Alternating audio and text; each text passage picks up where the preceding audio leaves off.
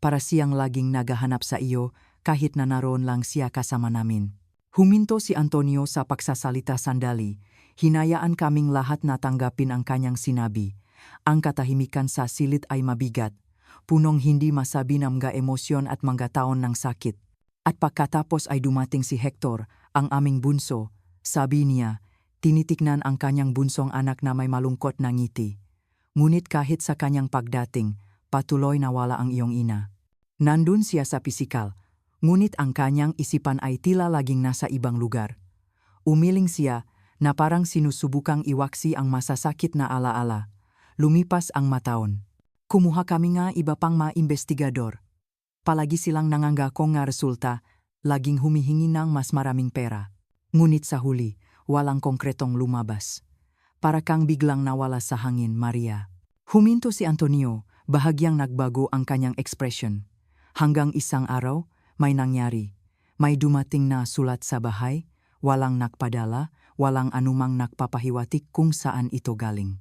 Tiningnan niya kaming lahat, na parang gusto niyang siguraduhin na nakikinig kami. Nang buksan namin ang sulat na iyon. Well, ito ay isang balita na nagbagong lahat. Sinasabi sa sulat na alam nilang matagal na naming hinahanap ang isang nawawalang anak. Isipin niyo na lang ang aming pagkagulat. May nakakaalam tungkol sa iyo, Maria. Huminto siya sandali, na parang binabalikan ang sandaling binasa niya ang salitang iyon. Ang taong sumulat ay nagsabi sa amin na nakatira ka sa isang probinsya. Ito ang unang tunay na pahiwatig na mayroon kami sa loob ng maraming taon. Tiningnan kaming lahat ni Antonio, ang kanyang mga mata ay nagnining na may halo-halong emosyon at ginhawa. Ang kahanga-hanga ay sinabi sa sulat na huwag kaming mag-alala. Ang taong sumulat ay walang gustong kapalit. Sinabi niyang ginagawa niya ito para lamang tumulong, para gawin ang tama. Huminga siya ng malalim bago magpatuloy. Ang sulat na iyon ay parang isang malaking bigat na tinanggal sa aming mabalikat. Sa wakas, mayroon kaming isang direksyon, isang tunay na pag-asa na mahanap ka, Maria. Huminto si Antonio sa pagsasalita. Hinayaan kaming lahat na tanggapin ang impormasyon. Ang katahimikan sa silid ay punong emosyon at pag-asa. Bigla, narinig naming bumukas ang pinto ng sala. Si Rose iyon, kararating lang galing sa labas. Nang pumasok siya sa sala at nakita kaming lahat na makakasama, nanlaki ang kanyang nga mata sa gulat. Ang kanyang tingin ay tumigil kay Angelina na nasa kandungan pa rin ni Antonio. Tila nag-alala si Rose at medyo nalilito sa eksena. Mabilis siyang lumapit, lumuhod sa tabingang sofa para maging ka-level ni Angelina. Okay ka lang ba, mahal? Malumanay na tanong ni Rose, puno ngang pag-alala ang kanyang boses. Tumango si Angelina, ngunit hindi nagsalita. Pula pa rin ang kanyang mamata sa kayak. Tiningnan kaming lahat ni Rose. Ang pagkalito ay halata sa kanyang mukha. Anong nangyayari? Ano ang pinag-usapan ninyo? Huminga ng malalim si Antonio bago sumagot. Rose, ikinukwento ko kay Maria ang kanyang kwento. Tungkol sa kung paano siya ipinanganak, tungkol sa gabing bagyo. Huminto siya sandali, na parang pinipili ang kanyang masalita, tungkol sa lahat ng yari pagkatapos. Namutla si Rose sandali, ang kanyang nga mata ay nagpalipat-lipat mula kay Antonio papunta sa akin at pagkatapos kay Angelina. Tila pinoproseso niya ang impormasyon, sinusubukang intindihin kung ano ang kanyang nawala. Ang kapaligiran sa silid ay lalo pang naging tensyonado sa pagdating ni Rose. Para bang isa pang mahalagang piraso ang naidagdag sa komplikadong palaisipan na ito na siyang kwento ng aming pamilya. Si Hector, sa nangining na boses, ay humiling. Tatay, magpatuloy po kayo. Ipinikit ni Antonio ang kanyang mga mata sandali, na parang nag-iipon ng lakas. Nang buksan niya muli ang nga ito, puno sila ng luha. Ang iyong ina, sobrang saya niya sa sulat na iyon. Ito ang unang pagkakataon sa loob ng maraming taon na nakita ko ang isang tunay na kislap sa kanyang nga mata. Nanginginig ang kanyang boses habang nagpapatuloy. Pumunta kami sa pulisya para humingi ng tulong, ngunit sinabi nila na dahil matagal na, wala na silang magagawa. Lumuwas siya, nagpupumilit na magpatuloy, Kaya nakpasya kaming kumuha ngang isa pang investigador. Napakalapit na namin, puno ngang pag-asa. Huminto si Antonio sa pagsasalita. Ang mga luha ngayon ay malayang dumadaloy sa kanyang mukha. Lumapit si Rose, inilagay ang isang kamay sa kanyang balikat bilang tahimik na suporta. Ngunit pagkatapos, humikbi si Antonio, halos hindi makapagsalita. Sa isang hangal na kapabayaan. Ang iyong ina ay ginulo, iniisip ka, Maria, siya. Tumawid siya sa kalsada nang hindi tumitingin at hindi niya natapos ang pangungusap. Niyakap ni Angelina ang kanyang amo ng mahigpit, umiyak din. Sina Emma at Hector ay makahawak kamay, parehong umiyak ng husto. Si Rose, sa nanginginig na boses, ang nakumpleto, nasagasaan siya, hindi siya nakaligtas. Ang katahimikan na sumunod ay binasak lamang ngang mahikbingang lahat sa silid. Umiyak din ako, para sa isang ina na halos hindi ko nakilala, para sa isang pamilyang labis na nagdusa. Si Antonio, sa gitna ng luha, ay nagpatuloy, nawala siya sa amin bago ka namin mahanap. Maria, hindi ka na niya nakita. Sa sandaling iyon, walang tuyong mata sa silid. Si Rose ay umiyak na rin ngayon, niyayakap sina Emma at Hector. Ang sakit ng pakawala na may halong bagong tuklas na pag-asa na makasama ako ay pumuno sa hangin. Ito ay isang nakakadurog pusong eksena, isang pamilyang pinag-isang sakit, pag-ibig at pag-asa. Lahat ay umiyak para sa isang nawawalang ina at isang anak na natakpuan ng huli na. Huminga ng malalim si Antonio, pinunasan ang kanyang maluha bago magpatuloy. Pagkatapos naming mawala ang iyong ina, gumuho ako. Pag-amin niya, ang kahihiyan ay halata sa kanyang boses. Nalunod ako sa alak. Sa loob ng 3 buwan, ayoko nang malaman ang kahit ano o kahit sino. Tiningnan niya sina Emma, Hector, at Angelina na may mga matang puno ng pagsisisi. Ang aking mga anak, kawawa, halos napabayaan, nagdurusa sa pagkawala ng kanilang ina at ngayon ay may isang ama na hindi kayang alagaan kahit ang sarili. Sumingit si Rose. Napakadilim na panahon iyon para sa aming lahat. Tumango si Antonio ng malungkot bago magpatuloy. Ngunit pagkatapos, may kamanghamanghang nangyari. Dumating ang isa pang anonymous na sulat, marahil mula sa parehong tao na nagpadala ng una. Yumuko siya, ang kanyang boses ay nakakaroon ng tono ng pagkaapurahan. Sa pagkakataong ito, ang sulat ay may address. Ang address ng isang bahay kung saan di umano'y nakatira ka, Maria. Tumingin si Antonio ng direkta sa akin, ang kanyang mamata ay nakniningning na may halo-halong emosyon at determinasyon. Sa sandaling iyon, may gumising sa akin. Tumigil na ako sa pagtatrabaho kasama ang investigador. Nawalan ako ng direksyon. Ngunit ang sulat na iyon ang nagbago ng lahat. Tumayo siya, na parang binabalikan ang eksena. Nagpasya akong personal na pumunta sa address na iyon. Hindi na ako maaring mag-aksaya ng oras. Hindi na ako maaring mabigo muli sa aking pamilya. Lahat kami ay nakatutok sa kwento, sabik na malaman kung ano ang susunod na nangyari. Tiningnan kaming lahat ni Antonio bago magpatuloy. Ganun nagsimula ang paglalakbay na nagdala sa akin sa iyo, Maria. Isang paglalakbay na sa wakas ay pinakisa tayo pagkatapos ng napakaraming taon ng sakit at paghihiwalay. Tumayo, si Antonio, at lumapit sa akin. Ang kanyang mamata ay puno ng emosyon. Hinawakan niya ang aking makamay at sinabi sa nanginginig na boses, "Anak, nandito na ako ngayon at ipinapangako kong gagawin ko ang lahat para makabawi sa manawalang taon." Bumalik siya sa pagkakaupo sa tabi ni Angelina na hindi nagsalita. Nagpatuloy siya, isang mahaba at mahirap na paglalakbay hanggang sa bayang iyon. Ang address ay sa isang napakaliblib na lugar na ilang beses kong inakala na kasinungalingan lang ang lahat. Nang sa wakas ay makalapit ako sa abang bukit kung saan ka nakatira kasama ang iyong ibang pamilya, Maria, halos hindi ako makapaniwala. Linggoong umaga iyon, bahagya siyang ngumiti, naaalala. Dumating ako doon na pumapalakpak. At ang iyong mga magulang, sina Carmen at Luis, ay nagulat. Iniisip siguro nila, ano ang ginagawang isang lalaking may ganitong kayamanang kotse dito sa aming bukit? Nagsimula kaming mag-usap sa bakuran, Pagkatapos ay inimbitahan nila akong pumasok. Napakabait nila. Nagpatuloy si Antonio, ipinaliwanag ko ang lahat sa kanila. Tungkol sa iyong kapanganakan, pagkawala, at ang aming paghahanap sa iyo sa loob ng maraming taon. Huminto si Antonio, tinitingnan ako ng direkta. Ngunit ang sinabi sa akin ng iyong mga adoptive parents, Maria, iyon ay talagang hindi kapanipaniwala. Lahat sa silid ay napigil ang hininga. Sabik na marinig kung ano ang susunod. Sinabi nila sa akin na, nagsimula si Antonio. Nanginginig ng bahagya ang kanyang boses. Ang sinabi nila sa akin, Maria, ay isang bagay na hindi ko kailanman maisip. Well, papunta sila sa bayan sakay ngang kariton nang makarinig sila ngang iyak ng sanggol mula sa isang tambak ngang basura sa gilid ng daan.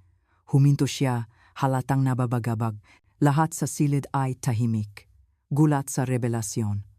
Ang iyong adoptive father ay nagsabi na huminto sila sa kariton at hinanap. At nandun ka, Maria. Isang payat na sanggol na nakabalot sa isang manipis na kumot. Umiyak mag-isa sa gitnang basura. Nagsimulang umagos ang mga luha sa mukha ni Antonio.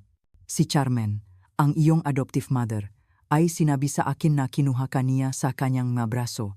Umupo siya sa kariton at nagsimulang pasusuhin ka ng may buong pagmamahal na parang sa kanya kamula pa noong una. Gutom na gutom ka raw. Tumingin siya sa akin. Ang kanyang mga mata ay punong pasasalamat at sakit. Mayroon na silang 3 malilit na anak na kasama rin nila sa kariton, ngunit kahit na ganon, hindi sila nag-atubiling kupkupin ka, bigyan kang isang tahanan. Ang katahimikan sa silid ay mabigat. Nanlalaki ang namata ni Rose. Niyakap ni Angelina si Emma, parehong umiyak. Tumingin si Hector sa sahig, nag-isip. Hindi ko maisip. Nagpatuloy si Antonio, halos bulong ang kanyang boses. Kung paano ka maaring iwanan ng sinuman ng ganun, anong klaseng demonyong kaluluwa iyon? Umiling siya, na parang sinusubukang iwaksi ang nakakatakot na pag-isip. Kaya seryoso akong nakipag-usap sa iyong nga adoptive parents. Sinabi ko sa kanila na kukunin kita dahil ikaw ay aking anak. Inalok ko silang tulungan ng malaking pera bilang kabayaran sa pag-alaga sa iyo. Huminto si Antonio, naalala ang mahirap na sandali. Ayaw nilang tanggapin, lalo na si Carmen. Wasak ang puso niya sa ideya na mawala ka. Ngunit sa huli, nakumbinsi ko sila dahil sa pangangailangan. Pinangako nila sa akin na makikita ka nilang muli. Tumingin siya ng direkta sa akin. Ang kanyang nga mata ay punong pakakasala at pag-asa. Ang napakasunduan ay hindi ko agad sasabihin na ako ang iyong ama. Sinabi namin na kukunin kita para magtrabaho bilang yaya. Natagalan kang dumating sa araw na iyon. Sinabi sa akin ng iyong ma-adoptive parents kung gaano ka kamahal at kasipag. Sabik na sabik akong makilala ka. Ang aking pag-asa na makita ka ay lalo lamang tumataas. Pagkatapos, dumating ka. At ang natitira. Well, alam mo na ang natitira. Habang tinatapos ni Antonio ang pakukuwento, naramdaman kong sumikip ang aking dibdib. Ang aking mga iniisip ay malayo sa marangyang silit na iyon, bumabalik sa abang bukid kung saan ako lumaki. Ang aking nanay Carmen at Tete Luis. Bigla, isang napakalaking pangungulila ang bumalot sa akin. Naalala ko ang amoy ngang kape na ginagawa ni nanay tuwing umaga, ang pagod ngunit laging mapagmahal na ngiti ni tatay kapag bumabalik mula sa trabaho. Ang puso ko ay parang nabibiyak sa 1,000 piraso. Wala akong pakialam kung hindi sila ang aking tunay na mga magulang. Para sa akin, ang katotohanan ay malinaw at simple. Sila ang aking mga magulang at iyon lang. Sila ang kumupkop sa akin nung wala akong kasama. Sila ang nagpakain sa akin, nag-aral sa akin, minahal ako ng walang kondisyon. Bawat galos na ginamot nila, bawat gabing walang tulog dahil sa lagnat, bawat yakap ng alif. Lahat ng iyon ay mas mahalaga kaysa sa anumang ugnayan ng dugo o pera. Tiningnan ko si Antonio at ang iba pa sa silid. Maaring sila ang aking biological na pamilya, ngunit sa sandaling iyon, ang tanging gusto ko ay bumalik sa lugar na itinuturing kong aking tahanan. Naku, miss na miss ko na ang aking nanay. Ang sakit sa puso ko. Sa kabilang lahat ng mabuhol na kailangan pangkalagin sa aming kasaysayan ng pamilya, habang lumilipas ang maaraw, Nasanay ako sa aking bagong realidad. Ang mataong dati ay hindi ko kilala ay nagsimulang maging pamilyar. Bawat isa sa kanila, sa kanilang sariling paraan, ay sinubukang iparamdam sa akin na nasa bahay ako, ngunit kay Angelina ko, naramdaman ang isang espesyal na koneksyon na nabubuo. Noong una, tila malayo siya, halos pagalit. Nararamdaman kong mayroong isang bagay na hindi nasasabi sa pagitan namin. Isang araw, habang kami ay mag-isa sa hardin, sa wakas ay binuksan ni Angelina ang kanyang puso sa akin. Alam mo, Maria, nagsimula siya, mahina at nag-alangan ang boses. Sa loob ng mahabang panahon, nagsiselos ako at may samang loob sa iyo. Nagulat ako sa kanyang katapatan, ngunit hinayaan ko siyang magpatuloy. Ang ating ina, hindi siya kailanman tunay na naroron para sa akin. Laging malayo, laging iniisip ka. Sa loob ng maraming taon, sinisi kita para doon. Naramdaman kong sumikip ang aking dibdib nang marinig ang kanyang nga salita, ngunit hindi patapos si Angelina. Ngunit sa paglipas ng panahon, at lalo na pagkatapos kitang makilala, naintindihan kong wala kang kasalanan, pareho tayong biktima. Makapatid tayo, Maria, Kambal. At ginugol natin ang ating mga buhay na makahiwalay, nagdurusa sa iba't ibang paraan. Sa sandaling iyon, naramdaman ko ang isang malalim na koneksyon kay Angelina.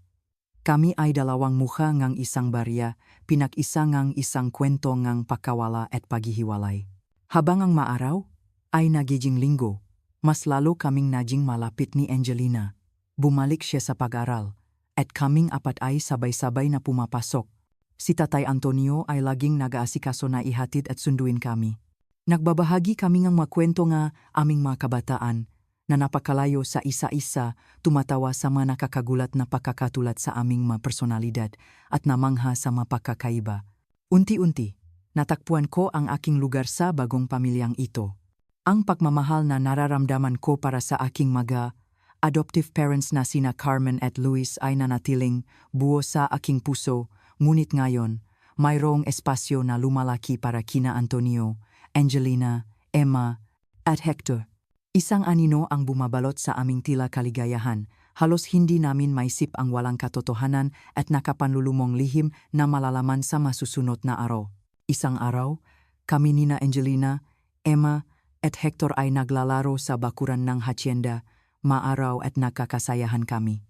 Bigla, nakita ko ang isang matandang babae na nakatingin sa amin mula sa malayo, nagtatago sa likod ng isang puno.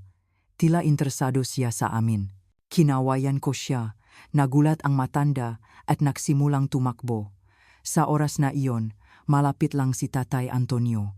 Nakita niya ang matandang tumatakbo at, kahit hindi niya kilala, nagpasya siyang habulin ito upang malaman kung ano ang gusto niya. Dahil matanda na ang babae, madali siyang naabutan ng aming ama. Bakit po kayo tumatakbo? Ano po ang kailangan ninyo?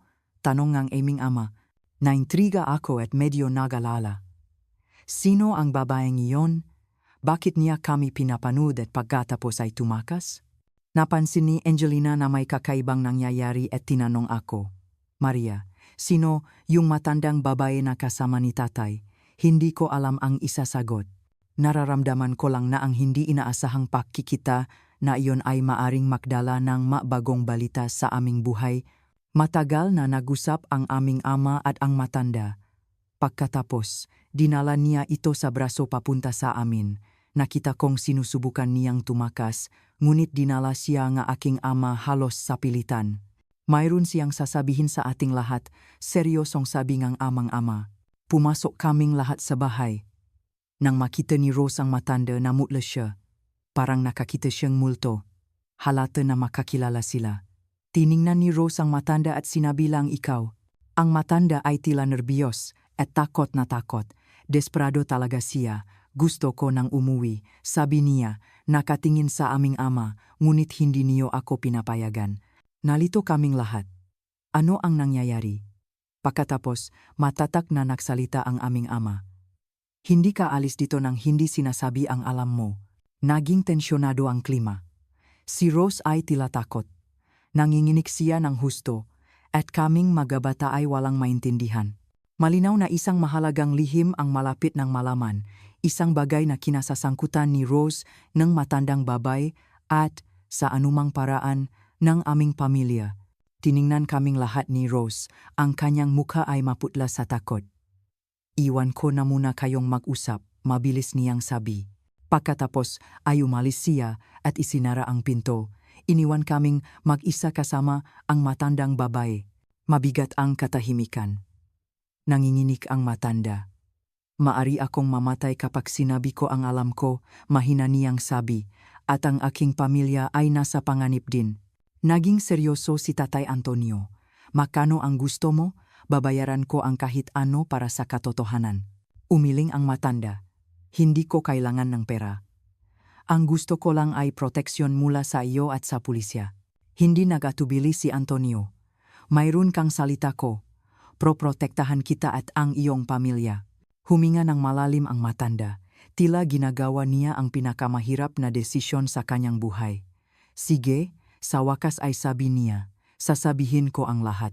Halos hindi kami humihinga ng gabata. Ang pangalan ko ay Lourdes.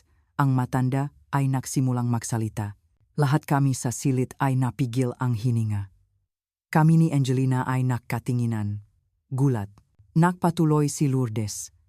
Nang gabing maulan na iyon, nasa bahay ako kasama ang aking pamilya. Bigla, isang maganda at batang babae ang kumatok sa pinto. Si Rose iyon, ang babaeng nandito kanina lang. Namutla si Antonio nang marinig ang pangalan ni Rose kahit alam na niya ang kwento. Desperado siya. Kailangan niyan tulong, sabi ni Lourdes. Sinabing aking kapitbahay na ako ay isang komadrona. Tumingin si Lourdes sa akin at kay Angelina bago magpatuloy. Ang nangyari ng gabing iyon, wala kayong ideya. Ang katotohanan ay mas komplikado kaysa sa iniisip ninyo. Yumuko si Antonio, sabik. Magpatuloy ka, pakiusap. Kailangan naming malaman ang lahat. Huminga ng malalim si Lourdes na parang nahahanda para sa isang napakabigat na lihim. Well, ang nangyari pagkatapos ay hiniling ni Rose na kausapin ako ng pribado bago ang panganganak. Sinabi niyang babayaran niya ako ng malaking pera kung sasabihin kung patay ang ipinanganak na bata. Lahat sa silid ay nagulat. Namutla si Antonio. Bigla siyang tumayo, halos mawalang ng balanse. Hindi maaari, bulong niya, nakatingin sa pinto kung saan lumabas si Rose. Si Rose? Ang aming Rose? Hindi. Lumingon siya kay Lourdes.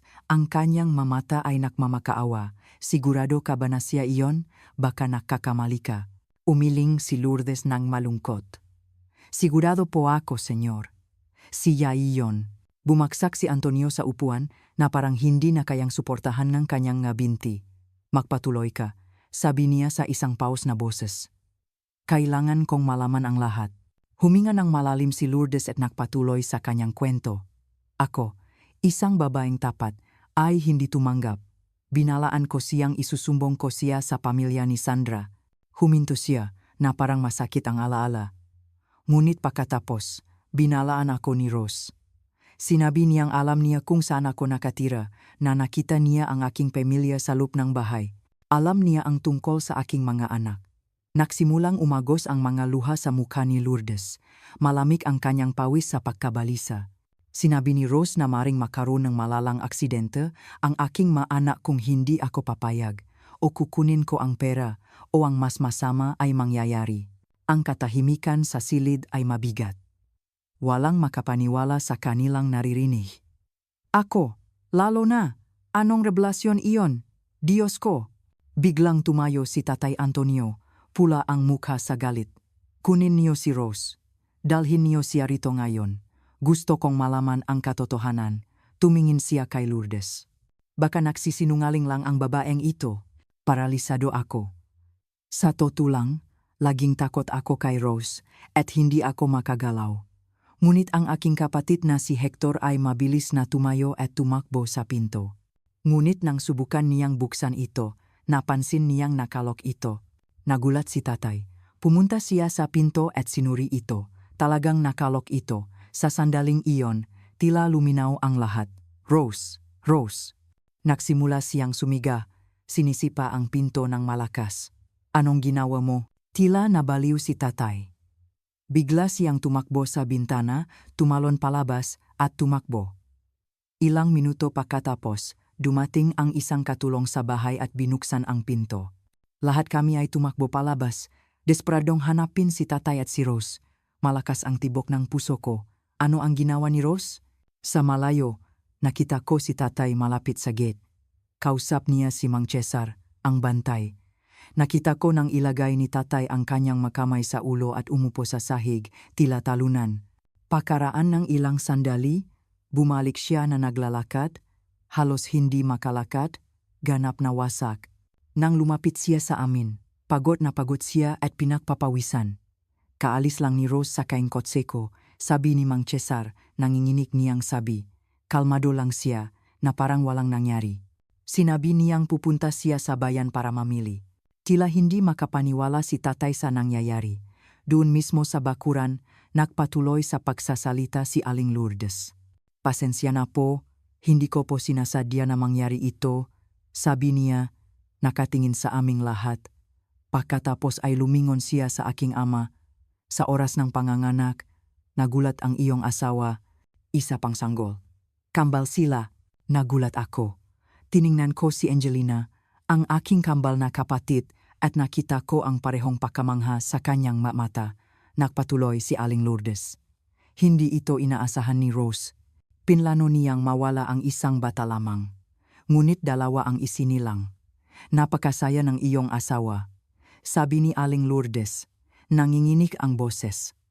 Ngunit si Rose, desperado siya. Hindi niya alam kung ano ang gagawin sa dalawang bata. Kami ni Angelina ay nakatinginan, gulat sa revelasyon. Itinaas ng aking ama ang kanyang ulo, ang mamata ay puno ng sakit at galit, at sumigaw, ano ang nangyari pagkatapos, Aling Lourdes? Anong ginawa ni Rose? Huminga ng malalim si Aling Lourdes, naghahanda na ihayag ang natitirang bahagi ng kwento na magbabago sa aming buhay magpakailanman. Si Sandra, ang iyong asawa, ay napakahina.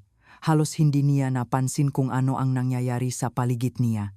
Isang napakahirap na panganganak talaga. Nakinig ng mabuti ang aking ama. Ang mukha ay nakakunot sa sakit. Si Rose. Sinusubukan niyang pigilan ako na iligtas ang iyong asawa, sabi ni Aling Lourdes, direktang nakatingin sa aking ama. Gusto niyang mamatay si Sandra doon mismo. Lahat kami ay nasindak sa rebelasyong ito. Nakipaglaban ako para iligtas silang dalawa, sabi ni Aling Lourdes, nang isinilang ang pangalawang sanggol, na walang ingay. Sinabi sa akin ni Rose na kunin ko ang sanggol at umalis. Nanatili si Rose sa kanyang papel, ngunit ang iyong asawa ay hindi kayang mapansin ang anumang kakaiba. Huminto si Aling Lourdes na parang binabalikan ang sandaling iyon. Nang inihahanda ko na ang pag-alis ng inunan, dumating ang mga bagong contraction. Dun nagpatuloy ang pagdurusa ng iyong asawa. Umagos ang mga luha sa mukha ni Aling Lourdes. Sa puntong ito, lahat kami ay umiyak, kahit si Mang Cesar na galing sa gate ay naantik. Ang aking ama ay nasa state of shock, ang maluha ay malayang dumadaloy sa kanyang mukha. Kami ni Angelina ay nagyakapan, sinusubukang iproseso ang lahat ng aming naririnig. Ano ang nangyari pagkatapos? Tanong ng aking ama, halos bulong ang kanyang boses. Nakita ni Rose na hindi umiyak ang isa pang babae at sinamantala ang sitwasyon. Hiniling niya sa akin na ipagpatuloy ang kanyang masamang plano. Sa totoo lang, inakala kong susuko na siya dahil nagbago na ang plano sa pagsilang ng kambal. Ang aking ama ay maputla, nakikinig sa bawat salita ng may pansin. Ngunit si Rose na may galit na mukha ay nagsabi, bilisan mo. Huminto si Aling Lourdes, umagos ang maluha sa kanyang mukha. Nun ko kinailangang kunin ang iyong munting anak. Naramdaman kong sumikip ang aking dibdib. Tungkol sa akin ang sinasabi niya. Pagdating ko sa bahay, umiyak ang sanggol. Umiyak siya ng husto, patuloy niya. Sobrang naantik ako dahil akala ko patay na siya. Tiningnan kami ni Aling Lourdes. Ang kanyang mata ay puno ng pagkakasala at ginhawa. Agad kong sinabihan ang aking asawa tungkol sa nangyayari. Tinulungan niya akong makaalis agad. Huminga siya ng malalim. Napakahirap namin. Ang tanging mayroon kami ay ang isa't isa. Hindi namin maaring mawala ang lahat. Ano po ang ginawa niyo sa akin pagkatapos? Tanong ko, halos bulong ang aking boses. Tiningnan ako ni Aling Lourdes, ang kanyang mamata ay puno ng luha. Pumunta kami sa isang probinsya kung saan nakatira ang makamag-anak ng aking asawang si Paulo. Pagdating namin, pinilit niya akong itapon ka. Sinabi niyang iwanan kita sa isang ampunan. Nang marinig ko ang nga salitang iyon, sumikip ang aking dibdib. Hindi kami pwedeng basta nalang lumitaw sa bahay ng kanyang pamilya na may isang bata na hindi sa amin. Kung mangyari iyon, kailangan naming sabihin na amin ang bata at hindi na namin siya mayaalis.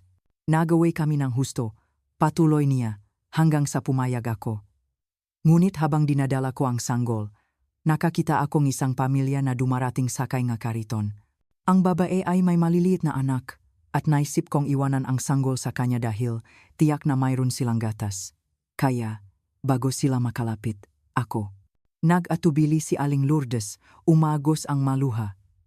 Iniwan kita sa basura, na siyang daan kung saan sila dadaan sa ilang sandali. At iyon mismo ang nangyari. Tiningnan ko mula sa malayo, nagtatago. Hindi sila nagtagal para mahanap ka dahil umiyak ang sanggol. Pinapasusok ang babay. Umalis ako na wasak ang puso.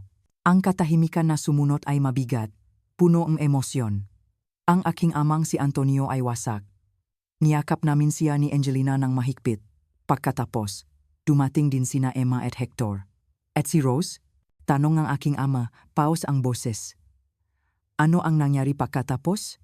Lahat kami ay tumingin kay Aling Lourdes, naghihintay na marinig ang natitirang bahagingang kamangha-mangha at masakit na kwentong ito. Si Rose, hindi ko na siya nakita o narinig pa. Takot na takot ako sa kanya. Sabi niya, malayo ang tingin. Ngunit nakikipag-ugnayan ako kay Jacob, ang aking kapitbahay.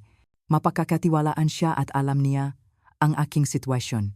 Yumuko ang aking ama, sabik sa mas maraming impormasyon.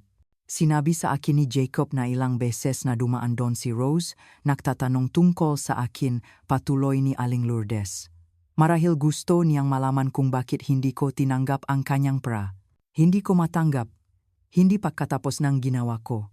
Tumingnan niya ako. Ang kanyang nga mata ay punong ng pagsisisi. Araw-araw, nabuhay ako na may mabigat na konsensya at pagsisisi. Alam ng aking pamilya kung ano ang pinagdaanan ko. Sabi niya, nakatingin sa aming lahat. Pinayuhan akong aking asawa na ipadala ang anonymous na sulat dahil nalaman naming mayroon kayong investigador at napakayaman ninyo. Naalala ko ang misteryosong sulat na natanggap ng aking ama na nagsimula ng buong paghahanap sa katotohanan. Si Jacob, ang aming dating kapitbahay, ang nakatuklas ng inyong address pagtatapos ni Aling Lourdes, at sa gayon, naipadala ko ang sulat na iyon. Ang katahimikan na sumunod ay mabigat. Tila pinoproseso ng aking ama ang lahat ng impormasyong ito, ang kanyang mukha ay isang halong ang sakit, galit, at pagkalito. Kaya ikaw pala, bulong niya. Ikaw ang nagbigay sa amin ng pahiwatig para magsimulang maganap. Tumango si Aling Lourdes, may luha sa mga mata. Hindi ko na kayang mabuhay sa lihim na iyon. Karapat-dapat ninyong malaman ang katotohanan. Nagpatuloy sa kanyang salaysay si Aling Lourdes, nanginginig ang boses sa emosyon. Pagkaraan ng ilang panahon, nalaman kong namatay si Sandra. Kumalat ang mga sismis sa bayan, sabi niya, nakatingin sa aking ama ng may habag. Ibinaling ng aking ama ang kanyang ulo, ang sakit ng pagkawala ay nakikita pa rin sa kanyang mukha. Pagkatapos, nagpadala sa akin si Jacob ng isa pang sulat, patuloy ni Aling Lourdes. Noon ko natuklasan sa aking sariling paraan kung saan nakatira ang baba. Hindi gaanong mahirap dahil napakaliit na bayan iyon. Tiningnan niya ako, ang kanyang nga mata ay puno ng pagkakasala at ginhawa. Agad kong ipinadala ang address sa iyo. Hanggat hindi ninyo natutuklasan ang katotohanan, hindi ako makakaroon ng kapayapaan. Kailangan kong makita ang mababay na makasama. Naramdaman kong hinikpitan ni Angelina ang aking kamay. Kami ang mababay na gustong makita ni Aling Lourdes na makasama. Dahil dito, bumalik ako sa lungsod at napunta rito. Pagtatapos niya, tinitignan kaming lahat. Tiningnan ko si Angelina, ang aking kambal na kapatid, At pagkatapos ang aking ama, ang aming pamilya ay tinayo sa mga kasinungalingan at lihim, ngunit ngayon ang katotohanan ay lumalabas na. At ngayon, tanong ko, nanginginig ang boses. Ano ang mangyayari ngayon? Lahat ay tumingin sa aking ama, naghihintay sa kanyang reaksyon. Ano ang gagawin niya sa lahat ng mga revelasyong ito? Paano haharapin ng aming pamilya ang nakakagulat na katotohanan ito? Dahan-dahang tumayo ang aking ama, ang kanyang mukha ay isang halo nga emosyon. Tiningnan niya si Aling Lourdes na may ekspresyon na hindi ko lubos na mabasa. May sakit, ngunit mayroon ding isang tiyak na pag-unawa. Salamat sa pagsasabi sa amin ng katotohanan. Aling Lourdes, sabi niya, paos ang boses. Naintindihan kong hindi ito naging madali. Pagkatapos ay pumasok siya sa bahay at sinabing tatawag siya. Tiningnan namin siya mula sa malayo, mausisa, pakbalik niya, ipinaliwanag niya sa amin. Tumawag lang ako sa isang investigador, si Roberto. Inirekomenda siya ng abogadong pamilya. Kamag-anak niyo siya at kararating lang galing Canada. Hiniling ko sa kanya na mag-imbestiga tungkol kay Rose, sabi ng aking ama, nakatingin sa bawat isa sa amin. Hindi gaanong nakakatulong ang pulisya, tulad na alam na ninyo. At nag-atubili siya, nakatingin kay Aling Lourdes. Ayokong saktan si Aling Lourdes. Naintindihan ko kung ano ang nangyari at kung bakit niya ginawa ang ginawa niya. Naglabas ng buntong hiningangang ginhawa si Aling Lourdes, may luha sa mga mata. Ang investigador ay maghahanap ng impormasyon tungkol kay Rose ng palihim, patuloy ng aking ama. Kailangan nating malaman kung nasaan siya at kung ano ang ginagawa niya sa lahat ng mga taon na ito. Tatay, nag-alangan kong sabi, ano ang gagawin natin kapag nalaman natin kung nasaan si Rose? Pinunasan ng aking ama ang kanyang mukha, biglang napagod. Hindi ko pa alam, Maria. Una, kailangan natin siyang hanapin. Pagkatapos, magpapasya tayo kung paano haharapin ang lahat ng ito. Lumingon siya kay Aling Lourdes, matatak ngunit magiliw ang tingin. Ligtas na po kayo, sabi niya ng may paninindigan. Hindi na po ninyo kailangang katakutan si Rose o kahit sino pa. Proprotektahan namin kayo at ang inyong pamilya. Huminto siya sandali, na parang may isinasaalang-alang. At saka dagdag niya, mayroon akong makontak at hahanapin nila kayo ngayong araw din. Tila medyo gumaan ang pakiramdam ni Aling Lourdes sa mga salitang iyon, isang buntong hiningang ginhawa at pasasalamat sa kanyang pagod na mukha, umiyak ng husto, bumulong siyang mapasasalamat. Ang maaraw na lumipas ay tensyonado. Palaging tumatanggap ng mga tawag ang aking ama, ngunit hindi gaanong sinasabi sa amin, laging umiwas kapag nagtatanong kami. Si Rose, siyempre, hindi na bumalik. Hanggang isang araw, tinawag kami ng aking ama para mag-usap. Seryoso ang kanyang mukha, ngunit may kakaibang kislap sa kanyang mga mata. Nahanap ng investigador ang isang kapatid ni Rose. Nagsimula siya, nakatingin sa akin at kay Angelina. Marami siyang sinabi tungkol sa kanya. Yumuko kaming dalawa, sabik na malaman ang higit pa. Tila, patuloy ng aking ama, palaging binabayaran ni Rose ang mga investigador na kinukuha ko para magsinungaling tungkol sa mga pahiwatig kay Maria. Sila ay isang grupo ngang manloloko, madalas na inirekomenda niya mismo. Pero bakit, tanong ko? Huminga ng malalim ang aking ama. Sinabi ng kanyang kapatid na si Rose ay may gusto sa akin mula pa nung bata kami.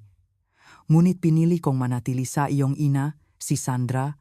Huminto siya sandali, na parang binabalikan ang kanyang nga alaala. Iyon ang dahilan kung bakit niya tinanggap ang trabaho bilang mayordoma sa aming bahay para mapalapit sa akin. Ang katahimikan na sumunod ay mabigat. Ngayon, lahat ay nagsisimulang makaroon ng kahulugan. Ang obsesyon ni Rose na panatilihin kaming makahiwalay. Mayroon pa, sabi niya, halos bulong ang kanyang boses. Inihayag ng kapatid ni Rose ang isang bagay na mas nakakagulat. Si Rose, gusto niyang ipasagasa si Sandra. Naramdaman kong tumigil ang puso ko. Ang kilabot ng revelasyong iyon ay halos hindi makayanan. Tumanggi ang kanyang kapatid? Siyempre, patuloy ng aking ama. Ngunit naniniwala siyang nakahanap si Rose ng ibang tao para gawin iyon. Sinabi niyang magbabayad siya ng malaki para saktan ng sinuman ang inyong ina. Nagsimulang umagos ang mga luha sa aking mukha. Ang aming ina, si Sandra, ay hindi lamang nahiwalay sa akin, maaring pinatay siya dahil sa masamang obsesyon ni Rose na nagpapanggap na matalik na kaibigan. Mahal na Birhen, ano ang gagawin natin? Sumpain si Rose. Tanong ni Angelina, nanginginig ang boses sa galit at sakit. Tiningnan kaming dalawang aking ama, isang matinding determinasyon sa kanyang mamata. Hahanapin natin siya, matatak niyang sabi. At gagawin natin ang hustisya para kay Sandra, para sa inyong dalawa, para sa ating pamilya. Sa sandaling iyon, naintindihan kong malayo pa ang aming paglalakbay. Ang katotohanang natuklasan namin ay mas madilim at mas masakit kaysa sa aming inaakala. Ngunit ngayon, kahit papaano, alam namin kung ano ang aming kinakaharap at makasama bilang isang pamilyang pinag-isang sakit at katotohanan, haharapin namin ang anumang darating. Lumipas ang panahon at unti-unti kaming nasanay sa aming bagong realidad. Ang investigador na kinuha ng aking ama ay talagang napatunayang napakagaling. Nagpatuloy siya sa kanyang walang kapagurang paghahanap kay Rose, pinapanatili kaming alam sa bawat maliit na pagunlad. Bago namin namalayan, malapit na ang aming ika-13 na karawan. Ang aking ama, na determinadong gawing espesyal ang petsang ito, ay nagtanong kung ano ang gusto kong regalo. Tiningnan ko siya, si Angelina, at inisip ang lahat ng aming pinagdaanan. Tatay, sabi ko, hindi ko po talaga kailangan ng anumang material na bagay. Ang tanging gusto ko ay ang muling pagsasama-sama ng aking pamilya. Sa aking sorpresa at kagalakan, ipinasundo nga aking ama ang buong pamilya kumula sa bukid para sa isang pribadong pagdiriwang para sa aming ika-13 na kaarawan. Isang hindi may paliwanag na emosyon ang makita ang aking ma-adoptive parents, mga kapatid at lahat ng mahal ko na dumarating sa hacienda. Ang pagpapakita sa kanilang hacienda ay isang pangarap na natupad. Ang makita ang pagkamangha sa kanilang mga mata habang tinitingnan ang lawak ng mga lupain, ang mga hayop, ang malaking bahay. Para bang dalawang makaibang mundo sa aking buhay ang sa wakas ay nagtakpo. Sa panahon ng party, pinanut ko ang aking ama na masayang nakikipag-usap sa aking mga adoptive parents. Mayroong isang tunay na pasasalamat sa kanyang mamata, isang pakilala sa pagmamahal at pag-aalaga na ibinigay nila sa akin sa lahat ng mga taon. Si Angelina ay nakniningning, tinitiyak na makilala ang bawat miyembro ng aking pamilya mula sa bukid, nakikinig sa makwento ng aking kabataan at tumatawa sa makalokohan na ginawa ko. Sa isang tahimik na sandali, natagpuan ko ang aking sarili na mag-isa kasama ang aking adoptive father malapit sa kwadra. Tumingin siya sa akin na may maluhang mata. Sobrang proud ako sa iyo, Maria, malumanay niyang sabi. Natagpuan mo ang iyong tunay na pamilya, ngunit hindi mo kami kinalimutan.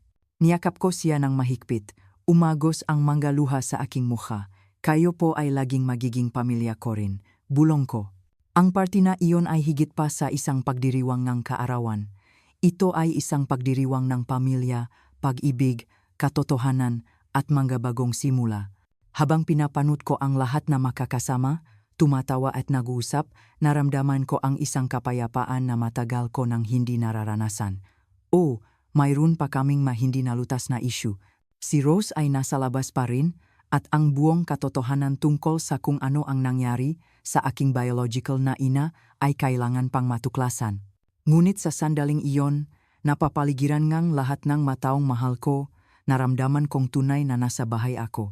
Sa gitna ng party, humingi nga atensyon ng lahat ang aking ama. Ang kanyang mukha ay nangniningning na parang malapit na siyang mahayag ng isang malaking sorpresa. Mayroon akong mahalagang anunsyo, sabi niya, punong emosyon ang kanyang boses. Bumili akong isang munting sakahan malapit sa ating hacienda. Mayroong bulungan ng sorpresa sa mga panauhin. Bumilis ang tibok ng aking puso, iniisip kung ano ang susunod. Ang sakahan ay may komportableng bahay, isang taniman na punong prutas, isang maliit na lawa para sa pangingisda, at maraming hayop. Patuloy nga aking ama. May mga manok, pato, ilang baka, at kahit isang pares ngang mamong kabayo. Pagkatapos ay lumingon siya sa aking mga adoptive parents, sina Luis at Carmen. Luis, Carmen, sabi niya, malumanay ang boses, gusto niyo bang tumira ng mas malapit sa amin? Ang sakahan ay magiging sa inyo para tirhan at alagaan ayon sa gusto ninyo. Nakita kong napuno ng luha ang mga mata ng aking mga adoptive parents. Nakatinginan sila, walang masabi sandali. Kami ay mapaparangalan. Sa wakas ay nasabi ngang aking ama na si Luis, puno ngang emosyon ang boses. Niyakap ni Carmen ang aking ama na si Antonio, humahagulgol sa tuwa. Salamat. Salamat. Paulit-ulit niyang sabi. Naramdaman kong napuno rin ng luha ang aking mga mata. Ito ay higit pa sa aking pinapangarap. Ang aking dalawang pamilya ay makasama at malapit. Hindi pa tapos ang aking ama. Mayroon pa, sabi niya, nakangiti. Ang sakahan ay may malaking kamalik na ginawa kong isang kumpletong pagawaan kahoy. Luis, alam ko kung gaano mo kamahal ang pagtatrabaho sa kahoy, sinabi sa akin ni Maria. Napanganga ang aking tatay Luis. Ang kanyang hobby sa pagkakarpintro ay laging limitado dahil sa kakulangan ng espasyo at tamang kasangkapan sa bukid.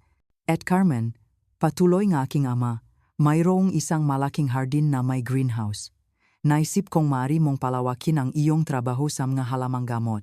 Tinabunan ng aking nanay Carmen ang kanyang bibig, nakniningning sa emosyon ang kanyang mamata. Mayroon lang akong isang kondisyon. Ang mga bata ay dapat pumasok sa paralan ng aking mga anak na babayaran ko hanggang sa makapagtapos sila. Ano sa tingin ninyo? Sumigaw sa tuwa ang aking nga kapatid, halos hindi mapigilan ang kanilang pananabik. Tiningnan ko si Angelina na nakangiti mula tainga hanggang tainga. Kinuha niya ang aking kamay at hinikpitan ito, ibinabahagi ang aking kaligayahan. Sa sandaling iyon, naramdaman kong lahat ng pirasong ng palaisipan ng aking buhay ay sa wakas ay nakakasama. Ang aking dalawang pamilya ay magiging malapit. Makikita ko ang aking mga adoptive parents at kapatid tuwing gusto ko. Ang party ay naging isang malaking selebrasyon. Lahat ay nag-usap tungkol sa sakahan, gumagawa ng mga plano, inisip kung paano ang bagong buhay.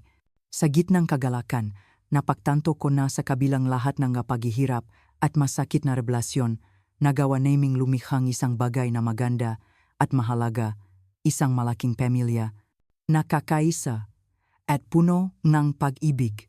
At habang pinapanood ko ang lahat na tumatawa at masayang nag-uusap, hindi ko maiwasang isipin ang aking ina, si Sandra, na hindi ko nakilala. At paminsan-minsan, malalim din ang iniisip ni Tatay Antonio at marahil ay pareho kami ngang iniisip. Lumipas ang halos isang buwan mula ng mag-birthday party. Tila natakpuan ng buhay ang isang bagong ritmo. Ang aking adoptive na pamilya ay nakatira sa kalapit na sakahan at nakikita ko ang aking mga kapatid araw-araw sa paaralan. Para bang dalawang mundo ang perpektong pinagsama. Isang ordinaryong hapon, umuwi ang aking ama na may ekspresyon na hindi ko pa nakita dati. Maputla ang kanyang mukha. Nahuli na si Rose, sabi niya. Naramdaman kong tumigil ang puso ko sandali. Si Rose, ang pangalan na naging kasing kahulugan ng pagkakanulo at sakit sa aming pamilya. Paano po? Tanong ko. Matagal nang kasangkot ang pulisya, tumutulong sa maimbestigasyon, paliwanag ng aking ama. Natunton nila siya at nahuli. Pumunta ako sa presinto para makita siya. Nagpatuloy ang aking ama, punong emosyon ang kanyang boses. Tumahimik kami sandali, sinusubukang iproseso ang lahat. Mayroon pa, dagdag ng aking ama, nalaman kong bago siya mahuli, nagtatago siya sa Mexico. Gumagamit pa siyang mapekeng dokumento. Ang pangalan niya ngayon ay Maria. Ang balita ay bumaksak na parang bomba. Mexico?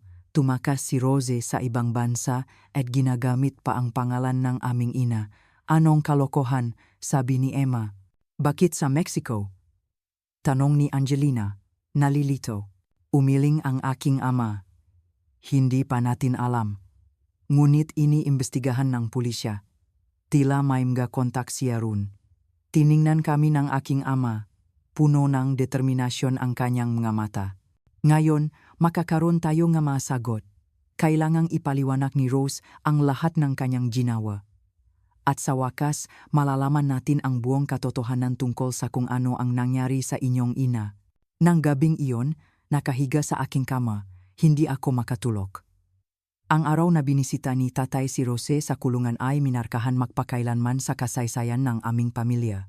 Ang revelasyong narinig niya sa malamig at madilim na selda na iyon ay sobrang nakakagulat na nakaroon lamang siya na lakas ng loob na sabihin sa amin pakaraan ng maraming taon nung kami ay maadulto na. Pagpasok, halos hindi na nakilala ni Tatay si Rose. Ang babaeng dating matalik na kaibigan ng aming pamilya ay tila isang nilalang na galing sa pinakamadilim na bangungot.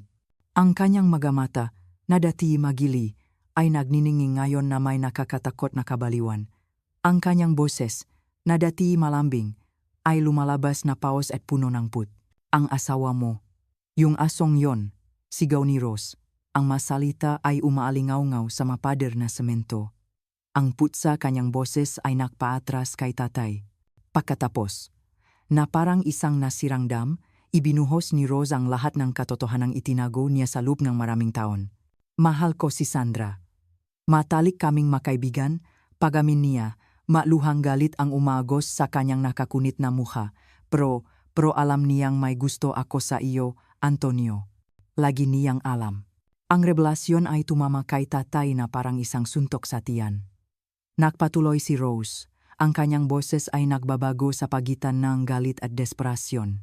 Nang yumaman kayo, nang tinawag ninyo ako para maging mayordoma sa mansyon, nakita ko ang aking pagkakataon. Nagsinungaling ako, Antonio. Nagsinungaling ako ng harap-harapan kay Sandra. Naglabas si Rose ng isang mapait na tawa na nakpakilabot sa batok ni Tatay. Sinabi ko sa kanya na nakalimutan na kita, na may bago na akong kasintahan. Lahat kasinungalingan. Ang hangin sa selda ay naging mabigat. Punong bigat ng pagamin na ito. Napatanto ni Tatay sa sandaling iyon na ang pagkakaibigan na pinaniniwalaan naming napakadalisay at totoo ay sinira ng isang mapilit na pag-ibig at isang malalim na pagkakanulo. Nagpatuloy ang revelasyon ni Rose, bawat salita ay mas nakakagulat kaysa sa nauna. Noong una, hindi ko gustong patayin si Sandra. Pag-amin ni Rose, ang kanyang mata ay nagniningning na may halo-halong kabaliwan at pagsisisi. Gusto ko lang kayong paghiwalayin. Gusto kong ikaw ay maging sa akin, Antonio. Naramdaman ni Tatay ang kilabot na gumapang sa kanyang gulugot nang marinig ang mga salitang iyon. Bigla, isang seryeng makakaibang pangyayari mula sa nakaraan ay nagsimulang makaroon ng kahulugan. Mga maliliit na aksidente, hindi pagkakaunawaan, mga hindi may paliwanag na sitwasyon. Lahat ngayon ay tumuturo kay Rose. Ikaw yun, bulong ni Tatay, ang realisasyon ay tumama sa kanya na parang isang kidlat, lahat ng mapanahong iyon. Tumango si Rose, isang baluktot na ngiti ang nabuo sa kanyang labi. Ngunit pagkatapos, nabuntis si Sandra, patuloy niya, ang kanyang boses ay tumataas. Ako, nawalan akong kontrol.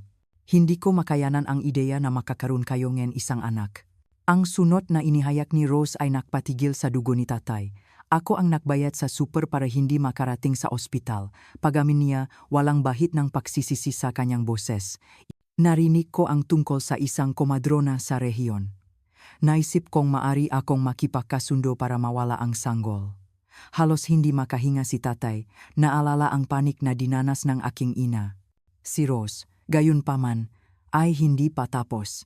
Ngunit pagkatapos ay dumating ang kambal, sabi niya, ang kanyang boses ngayon ay isang nakakatakot na bulong, kinailangan kong baguhin ang aking mga plano. Pinilit ko si Lourdes na dalhin ang isa sa kanila. Mataon ng sakit, paghahanap, magabing walang tulog. Lahat dahil sa masamang obsesyon ni Rose. Alam kong hindi ko kayo mapaghihiwalay ngang maldita mong asawa. Pagtatapos ni Rose, ang kanyang mga mata ay nakniningning na may isang baluktot na kasiyahan. Ngunit sobrang saya ko sa kanyang pagdurusa.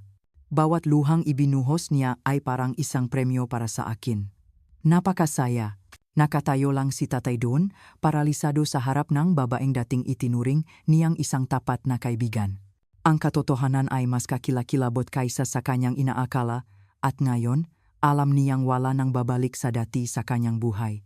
At hindi pa diyan nagtatapos, Antonio, sabi ni Rose, ang kanyang boses ngayon ay isang bulong na puno nakakatakot na kahinahunan. Naalala mo ba ang aksidente ni Sandra? hindi iyon aksidente. Naramdaman ni tatay na nanlamig ang kanyang dugo. Ano? Halos hindi niya masabi. Kumuha ako ng isang estranghero para sagasaan si Sandra, pag-amin ni Rose, walang bahid ng pagsisisi. Ginamit ko ang pera mula sa mga alahas na ninakaw ko sa pamilya, tinapos ko na ang babaeng iyon. Umikot ang ulo ni tatay. Napakaraming taon, napakaraming kasinungalingan. Nagpatuloy si Rose. Ang kanyang boses ngayon ay may halong hindi inaasahang emosyon. Alam mo, hindi ko pinlanong mahalin ang iyong maanak. Pero nangyari. Mahal ko sila, Antonio. At iyon ang dahilan. Iyon ang dahilan kung bakit napagtanto kung kailangan kong alisin si Sandra ng tuluyan. Para mapasa akin ang nga bata at ikaw. Ang kilabot ngang sitwasyon ay tumama kay tatay na parang isang suntok sa tiyan. Lahat ay nayon sa plano, sabi niya, ang kanyang boses ngayon ay punong kapaitan. Hanggang sa bumalik ang maldita na babaeng iyon, si Maria, ang isa pang kambal. Bigla, lahat ng aking mga plano, lahat ng pinahirapan ko ay nanganganib. Nakatayo lang si tatay dun, paralisado. Ang pagamin ni Rose ay naging mas personal at nakakabahala. Nakatayo si tatay dun, tuliro, habang inihahayag niya ang mga detalyeng hindi niya kailanman naisip na ibahagi sa amin, kanyang maanak. Ngunit ngayon na kami ay madulto na, naiintindihan namin ang lalim ng obsesyon ni Rose. Antonio, sabi niya, ang kanyang boses ay lumambot sa unang pagkakataon. Inilaan ko ang aking sarili sa iyo sa buong buhay ko. Alam kong isang araw ay magiging tayo. Lumuwa si tatay, naalala ang madilim na mga araw pagkatapos ngang pagkamatay ni nanay. Nagpatuloy si Rose. Ang kanyang nga mata ay nagniningning na may halo-halong nostalgia at baluktot na kasiyahan. Nang mamatay si Sandra, iyon ang pinakamagandang panahon sa aking buhay, pag-amin niya ng walang hiya. Uminom ka para makalimot sa sakit. At nandun ako, laging nasa tabi mo, inaaliw ka. Namutla ang mukha ni tatay nang marinig ang sumunod. Nagsasama tayo, Antonio. Dun mismo sa kama ni Sandra, ngumiti si Rose, isang ngiti na may halo-halong tagumpay at kabaliwan. Kung saan wala na siya, iyon ang aking pinakamalaking kasiyahan. Tila gustong maglaho ni tatay, ang kahihiyan at pagsisisi ay halata sa kanyang mukha. Si Rose, gayunpaman, ay nagpatuloy, ang kanyang boses ngayon ay halos parang nangangarap. Hindi pa ako nakasama sa ibang lalaki. Alam mo ba? Maniwala ka man o hindi, nawala ang aking pagkabirhen sa iyo, Antonio, ikaw lang. Palagi. Ang obsesyon ni Rose ay lalong naging malinaw, mas nakakatakot. Inilaan niya ang kanyang buong buhay sa masamang pag-ibig na ito, minamanipula at sinisira ang lahat sa kanyang daan. Bago dumating si Maria, ang isa pang kambal, nabubuhay ako sa aking pangarap. Pagtatapos ni Rose, ang kanyang boses ngayon ay puno ang kapaitan, nasa akin ka, ang nga bata. Iyon lang ang gusto ko. At pagkatapos, sa isang iglap, gumuho ang lahat.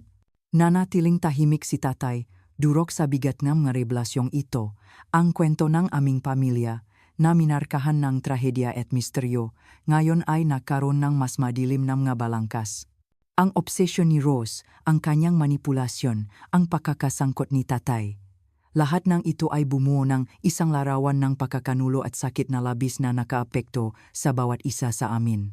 Si tatay, na nababagabag na sa lahat ng mga naunang revelasyon, ay naramdaman na parang nawala ang sahig sa ilalim ng kanyang mapa. Si Rose, na may matagumpay na kislap sa kanyang mata, ay nagpakawala nga huling bomba na makbabago ng lahat. Antonio, sabi niya, ang kanyang boses ngayon ay malambot, halos mapangakit. Mayroon pang isang bagay na kailangan mong malaman. Tinitigan siya ni tatay, hindi maisip kung anong revelasyon pa ang maring lumampas sa lahat ng narinig na niya. Inilagay ni Rose ang kanyang kamay sa kanyang tiyan, isang kilos na sobrang makahulugan na nakpamutla kay tatay. Buntis ako, inanunsyo ni Rose, isang ngiti ang nabuo sa kanyang malabi. Ilang buwan na, anak mo, Antonio, ang ating anak. Ang pagkagulat sa mukha ni tatay ay kitang-kita. Sumuray siya, sumandal sa malamig na pader ng selda para hindi matumba. Si Rose, na napansin ang epekto ng kanyang masalita, ay nagpatuloy. Alam kong parang baliw ito, pero isipin mo, ang sanggol na ito, inosente siya sa lahat ng ito, karapat-dapat siyang makaroon ng pagkakataon, hindi ba? Nanatiling tahimik si tatay, pinoproseso ang impormasyon, inilabas ni Rose ang kanyang ultimatum. Mayroon lamang isang paraan para mapasa iyo ang iyong anak, Antonio, sabi niya, ang kanyang boses ngayon ay matatak at determinado. Kailangan mo akong palayain, kailangan nating magsama. Ang hangin sa selda ay naging mabigat, punong bigat ng rebelasyong ito at ng imposibleng hiling. Naharap si tatay sa pinakamahirap na dilema sa kanyang buhay. Sa isang pani, lahat ng ginawa ni Rose, lahat ng manipulasyon, kasinungalingan at pagdurusa na idinulot niya sa pamilya. Sa kabilang pani, ang pag-asang isang inosenteng anak, isang bagong buhay na hindi humiling, na isilang sa gitnang lahat ng kabaliwan na ito. Pinanut ni Rose si tatay ng mabuti. Alam na inilabas na niya ang kanyang huli at pinakamakapangyarihang baraha. Ang hinaharap naming lahat ng aming pamilya at ngayon ngang sanggol na ito ay nakasabit sa isang sinulid. Ang desisyon ni tatay sa sandaling iyon ay magbabago sa takbo ng aming buhay magpakailanman. Anong kabaliwan? Diyos ko, anong pagsubok ang aming pinagdaanan? Sinabi sa amin ni tatay na umalis siya sa selda nang walang sinasabi, hindi na kayang tiisin ang mga revelasyon ni Rose. Naisip ko ang kanyang maputlang mukha, ang namatang nawawala habang sumusuray siya sa mga malamig na pasilyo ng bilangguan. Wasak, nagmakaawa siya sa abogado para sa tulong na parang isang nalulunot na tao na kumakapit sa isang salbabida. Ang paglilitis kay Rose ay isang ipo-ipongang emosyon para sa aming lahat. Nang mahanap nila ang tunay na pumatay kay nanay, para bang isang malaking bigat ang tinanggal sa aming mga balikat. Ngunit kasabay nito, mas lalo nitong pinalala ang sitwasyon ni Rose. Ang makita ang lahat ng ebidensya laban sa kanya, marinig ang lahat ng detalye ng kanyang makrimen ay isang surreal at masakit na karanasan. Nang magpasya ang mahukom na si Rose ay talagang bali, aaminin ko, naramdaman ko ang halo-halong ginhawa at awa. Ipinadala siya sa isang mental hospital sa ibang bansa at si tatay sa isang kilos na noong panahong iyon ay hindi ko maintindihan ay nakpasya na bayaran ang kanyang paggamot. Isang gabi, ilang linggo pagkatapos, tinipon kami ni tatay para sa isang pag-uusap na hindi ko malilimutan. May luha sa kanyang mamata, umamin siyang isang bagay na nakpayanig sa amin. Nagsimula siyang mahulog ang loop kay Rose. Ang makita ang sakit at kahihiyan sa kanyang mamata habang inaamin niya ito ay talagang malungkot.